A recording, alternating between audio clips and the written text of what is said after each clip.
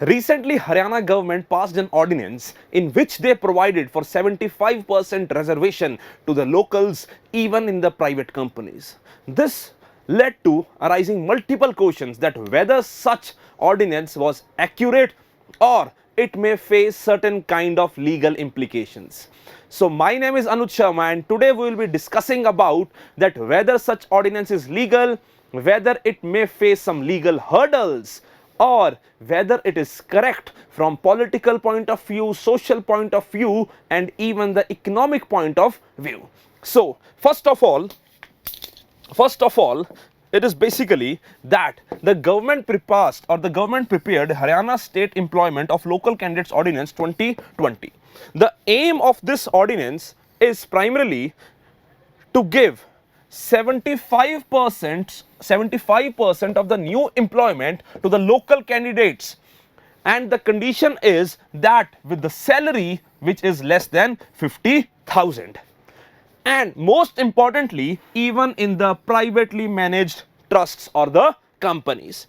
Now there is also a condition that is applied on the employers which basically says that employers have the option to recruit local candidates from one district to only 10% और 10% कि जो local district locals हैं एक district से वो maximum 10% हो सकते हैं, that is it can be maximum 10%.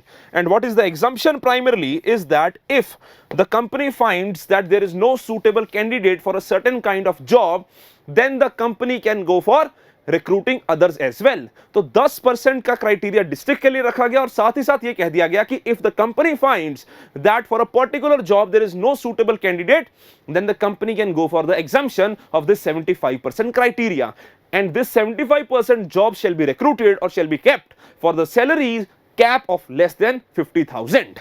Now the second thing with this regard is that many other states like Maharashtra, Karnataka, Andhra Pradesh and Madhya Pradesh have also opted for such ordinances or such laws, but maximum of them are facing legal hurdles. Many are pending in the high courts, and some are pending even in the Supreme Court of India.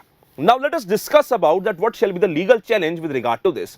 First of all, it violates one very fundamental right, that is Article 19 Clause 1 Subclause G. This article talks about the idea of freedom to trade and profession.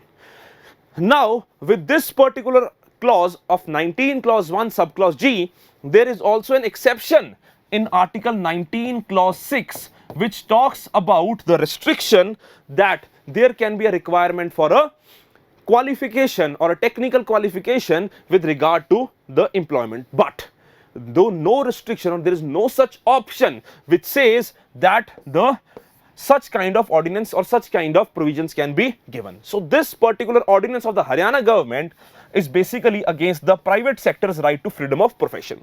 Second violation is relating to Article 14, which talks about equality before law and equal protection of law. Now what the government via this ordinance has done is that it has kind of discriminated against the citizens or discriminated against the residents of their own state and the outside the state. That means that as per the law they are not treating people equally. So this is primarily the violation of Article 14, which talks about equality before law. Second idea is of Article 15 Clause 1, which basically discriminates, or 15 says that the state shall not discriminate against its citizen only on the grounds of religion, race, caste, sex, place of birth or any of them. So this ordinance is a violation of Article 15, as under this ordinance the government is discriminating against the individuals or citizens on the basis of place of birth. Now when we talk about Article 16, it gets further interesting because Article 16 talks about public employment. So 16 Clause 1 says कि किसी भी तरह से state जो है या the state by any chance shall not discriminate in the matters of public employment. And moreover 16 Clause 2 talks about place of birth. Now under Article 16 there is one specific article, that is Article 16 Clause 3, which gives the power to the Parliament to make laws relating to residence as a criteria for job. Now Article 16 Clause 3 gives the power to the Parliament, but what has been done under this ordinance is that the power or the such kind of law has been framed by the state government. So the question is whether it will survive the legal scrutiny, whether it will survive the test of constitutionality or not. So let us see that what are the various judgments given by the courts or the Supreme Court with regard to reservation policies. The famous and the most famous or the most fundamental of all these is Indira Sahni case, which is related to the Mandal Commission recommendations. So in this Indira Sahni case, 1992, what did the Supreme Court say? Supreme Court declared that 50% cap on the reservation process. So already it violates this 50% cap. Second is a Pradeep Jain case of 1984. Now, what is significant in this Pradeep Jain case is basically that this case specifically deals with domicile based reservation. That is very important with this regard to this case, because the ordinance kind of falls under this particular idea of domicile based reservation.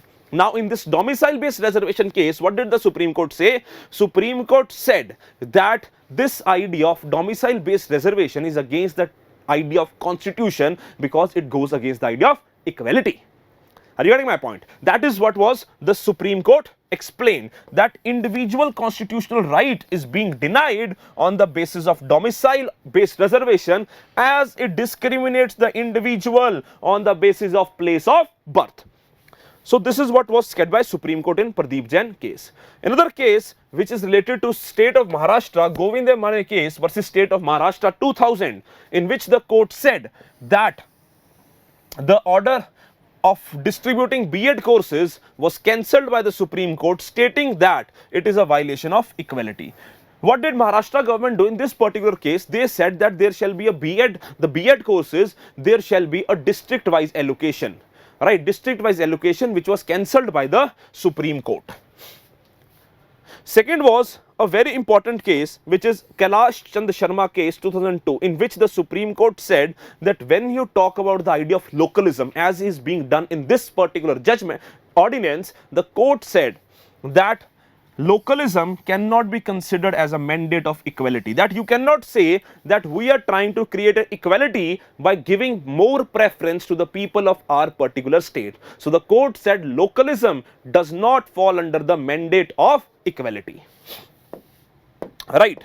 So after this, what are the primary implications with regard to this particular ordinance? So first of all is the economic implications. In the economic implications, it can be said that the Ministry of Housing and Urban Poverty report, which says that in India the success of migration can be related to the shift from agriculture to manufacturing and services sector.